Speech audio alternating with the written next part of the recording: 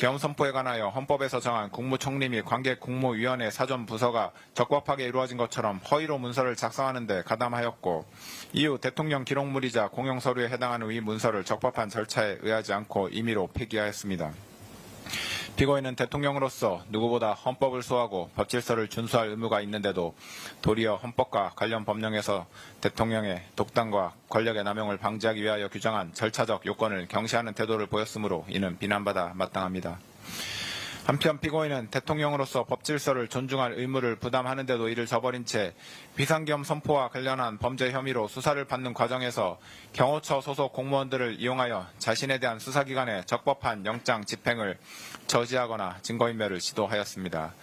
특히 피고인은 자신이 대통령으로서 가지는 막강한 영향력을 남용하여 경호처 소속 공무원들로 하여금 적법한 영장 집행을 저지하게 하였는데 이는 일신의 안위와 사적인 이익을 위하여 대한민국에 충성하는 경호처 소속 공무원들을 사실상 사병화한 것입니다. 이와 같은 공무집행 방해 범행은 정당한 공권력 행사를 무력화시키고 국가의 법질서 기능을 저해하는 중대한 범죄에 해당하는 점, 피고인이 범행에 이르게 된 경위, 구체적인 범행 내용 등에 비춰보면 피고인의 죄질이 매우 좋지 아니합니다. 그런데도 피고인은 이 사건 범행에 관하여 납득하기 어려운 변명으로 일관하면서 자신의 잘못을 반성하는 태도를 전혀 보이고 있지 아니합니다.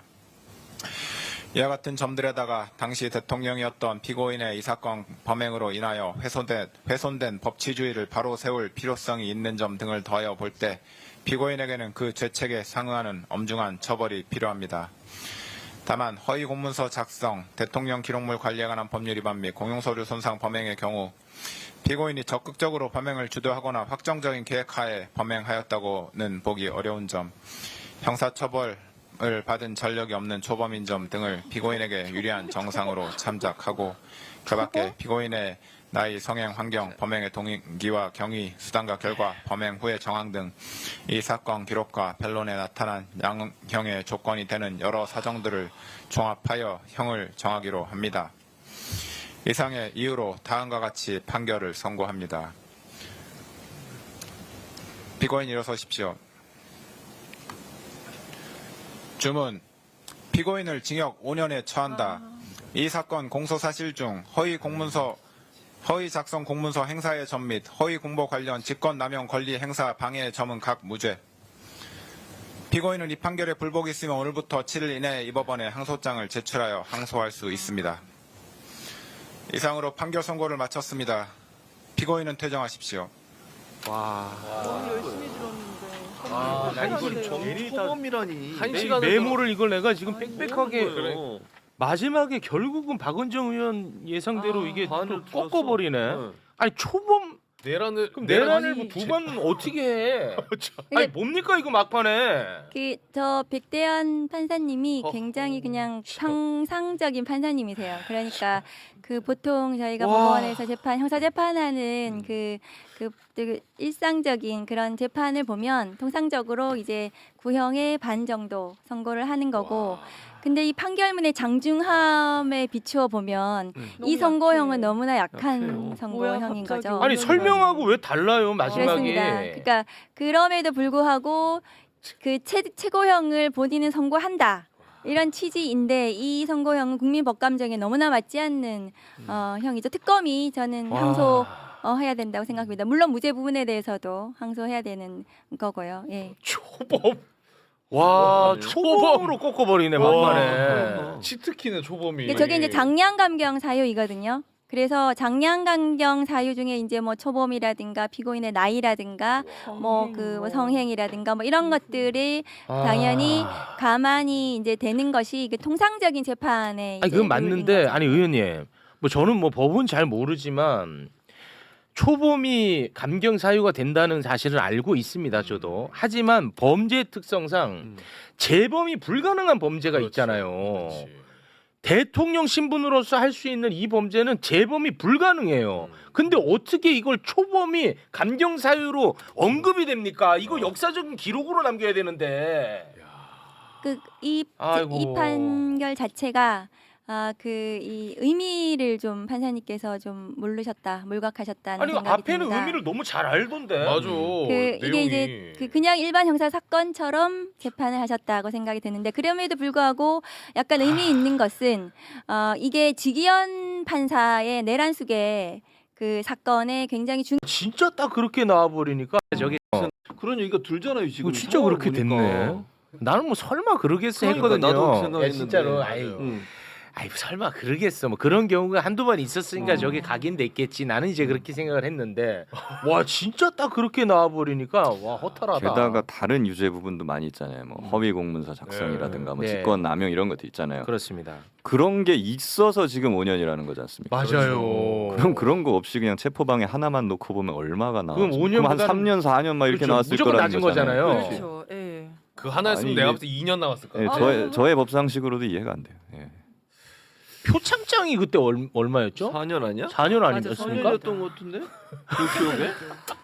아 진짜. 와, 진짜 이거를 아니, 어떻게 받아들여요? 못 받아들이지 어떻게 받아들여? 나는 이제 또 이제 걱정되는 게 종편에서 이제 저 내란 공범들이 이제 막 또 기세 그렇지. 등등 아니, 해가지고 그렇지. 근데 걔네들이 기세등등할 수는 없어요. 왜냐하면 법리적으로는 정리가 됐어요. 그래서 걔네들이 장난칠 수는 없습니다. 왜냐하면 법리적으로는 깔끔하게 정리가 네. 됐어. 유죄로 인정이 됐어. 아니 그리고 그 법리가 아주 예리하더라고. 앞부분은. 그나마 하나 다퉈볼 수 있을 만한 거 이제 허위 공문서 행사 부분 무죄 나온 거. 그냥 네. 그 문서 만든 다음에 그 서랍에 넣어놓고 있어가지고 행사가 안 됐다. 아니다라는 부분. 그 부분은 한번 다퉈볼 만할 것도 같긴 한데요. 안 그래도 항소심에서. 나는 이제 그런 거나 이제 법조인들한테 물어봐야겠다. 난 이제 그러고 있었어요. 이게 공문서는 위조된 건 맞아. 그런데 이걸 이제 서랍 안에 넣어놓으니까 요건 행사가 안 됐다. 그래서 이제 무죄 판결. 요거는 어떻게 봐야 됩니까? 이렇게 이제 하려고 호기심이나 좀 해소하자 하려고 했거든. 선고는 그나마 좀 만족스럽게 예. 나왔다 치고. 예. 네. 그 부분은 사실은 공문서 같은 경우에는 무슨 그런 편철 같은 거 이렇게 철해 놓잖아요. 네. 예, 그런데 철만 해놔도 행사로 보거든요. 일반적으로. 그렇습니까? 예, 예. 그렇게 봐요. 그렇습니까? 근데 이제 부속실장이 자기 서랍에 넣어놨다는 것은 부속실장이 문서를 막 수발하고 그러는 직책이잖아요. 네. 그 사람이 자기 가지고서 그 서랍에 넣어놨다면 네. 거의 사실상 편철한 상태로 볼 수도 있는 거거든요. 아. 근데 뭐 보관하는 사실- 것 자체를 행사로 예, 보는 거죠. 그러니까. 보관하는 것 그렇습니까? 자체를. 그런 얘기 해야 되겠다라고 저도 저기서 뒤에 앉으면서 생각을 하고 있는데 이게 뭐 아무 의미가 없게 무단 됐어요. 행사 뭐 뭐 의미- 아무도 안 볼 때 혼자 하면 뭐 그게 무죄인가? 오, 맞네요. 그래, 잘 안 들어온다 귀에는. 미안하다. 지금 상황. 내가 지금 귀에가 잘 안 들어와. 미안해요. 예, 와, 자, 장례 정리하고 죄송합니다. 제가 예. 진짜 열받는 이야기 하나 해드리겠습니다. 뭡니까? 백대현 판사가 네, 네. 윤석열, 예. 기관총, 미사일 이런 것도 지금 5년 선고했죠. 네. 그래서 백대현이가 그럼 과거에는 어떤 선고를 했는지 내가 봤습니다. 백대현이가 네. 항소심 재판을 한 적이 있습니다. 네. 네. 근데 1심에서 보이스피싱 6년 선고받은 거를 네. 항소심에서 음. 백대현이가 11년으로 대폭 느렸어. 늘렸어. 그래요? 보이스피싱은 11년, 아니, 내란. 내란은 내란은 5년? 5년. 이게 말이 됩니까? 뭐지? 말이 안 되지 이게 말이 됩니까 지금 이게? 그러니까 6년 선고한 거를 백대현이가 이거는 참을 수 없다고 11년으로 올렸어. 5년이나. 보이스피싱. 그래놓고 여기는 재범이었나? 재범이어서 보이스피싱. 그런가? 초범이 아니었나 보네. 초범이 아니었나 보네. 이게 말이 되는 잘못나 나라 보네. 말이야. 아, 이게 전부. 말이 됩니까? 보이스피싱은 11년. 말이 되냐고요. 아니 그러니까 그 부분인 것 같습니다. 이제 양형을 감형하는 그 기준 내용으로 초범임을 들었어요. 내란의 초범 재범이 있습니까? 여기서 말하는 초범은 뭐 내란을 두 번 저질렀냐, 음. 뭐 과거에 그런 범죄가 있냐 이걸 말하는 게 아니고 이 사람 어렵고. 인생을 통틀어서 아, 죄를 지은 것이 없다. 그러니까 그러니까 전과가 없다. 네, 형벌을 받은 적이 없다. 이제 이걸 말하는 거고요. 음. 그때 피고인의 나이를 고려한다. 예. 피고인의 성향을 고려한다. 음. 피고인이 초범인 점을 고려한다. 또 피고인이 이 사건 범행에 이르게 된 경위 등을 고려한다. 이제 이렇게 예. 쭉 열거를 했잖아요. 그거는 그냥 일반적으로 붙이는 그런 약간 그 관용적인 어. 어구라고 생각하시면 돼요. 이 사람에 대해서 성향을 고려한다는 건데 무슨 말이에요? 그러니까 김한의 원래 평상시 성향으로 저- 보면 성격이 예를 들면 급하다. 뭐 이런 예를 거요? 들면 피고인이 좀 어리석다, 바보다. 바보다 이런 판단을 내리게 된 그 경위에 이르기까지 되게 어리석은 판단을 했고 잘못 받아들였다. 자기 혼자 이렇게 정말 떼쓰는 5살짜리 어린아이인 것처럼 이렇게 상황 판단을 못하는 모질이다. 결국 이제 그 말이 소실은 좀 들어간 거고 그런 걸 고려한다면 합리적이고 아주 이성적인 판단에 행해진 건 아닌 것 같다. 예. 이제 그런 걸 사실 이제 넣는 건데 현실적으로는 뭐 그렇다고 해서 판사가 꼭 그런 말을 쓰고 싶었던 건 아니고 성향이나 이런 얘기는 그냥 일반적으로 쓰는 관용 어구다. 전체적으로 장량감경 같은 걸 해주려고 할 때 양형 참작 사유를 고려할 때 쓰는 말이니까 뭐 초범이라고 했다고 해서 그 뭐 내란을 2번 저지르냐 이런 말을 하고는 연결을 시키지 않으셔도 지금 뭐 됩니다. 댓글 반응들을 제가 좀 읽어드릴게요. 네네. 일단 그 분노의 댓글들. 앞서 말씀드린 것처럼 초범이라 봐준다고라는 부분에서 분노하시는 분들이 제일 많은 것 같고요. 그러니까 판사들 당신들 때문에 권력 잡고서 내란 한 번은 할만하다고 처음으로 생각이 든다. 어이가 없다. 보통 사귀죄도 몇 년은 나오더라. 그리고 김경수 조국한테는 쉽게 유죄 판결하면서 내란 수괴의 체포방해가 고작 5년이라니 이런 것들이 있고요. 경호처를 사병으로 동원해서 영장 집행을 막았어도 이게 국민 법감정이랑 맞을 수가 없음. 노조 아저씨들이 노조 사무실 압수수색 막아보겠다고 스크럼 짜고 30분 버틴 거랑 경호처 요원들한테 총기 들려서 공수처 검사 겁박한 거랑 법적으로 같다고 해도 우리가 느끼기에는 천차만별 아니겠느냐라는 내용도 있는 것이고요. 그리고 법잘할 검찰총장 출신의 대통령이라는 특수지위에서 주도적으로 일으킨 범행이면 당연히 가중처벌이 되어야 되는 거 아닌가라는 질문도 있었고요. 또 윤석열 측이 항소하겠지만 2심에서는 확실히 해줬으면 좋겠다라는 내용도 있습니다. 반면에 이제 신중론들도 있어요. 특검에서 체포방해 혐의로 징역 5년, 국무위원 심의권 침해, 비하폰 증거 인멸 등등으로 해서 징역 3년, 선포문 사후 작성 관련해서 징역 2년, 도합 10년을 선고해달라고 한 부분, 여기에 대해서 재판부가 한 선고는 정상적인 선고로 보인다.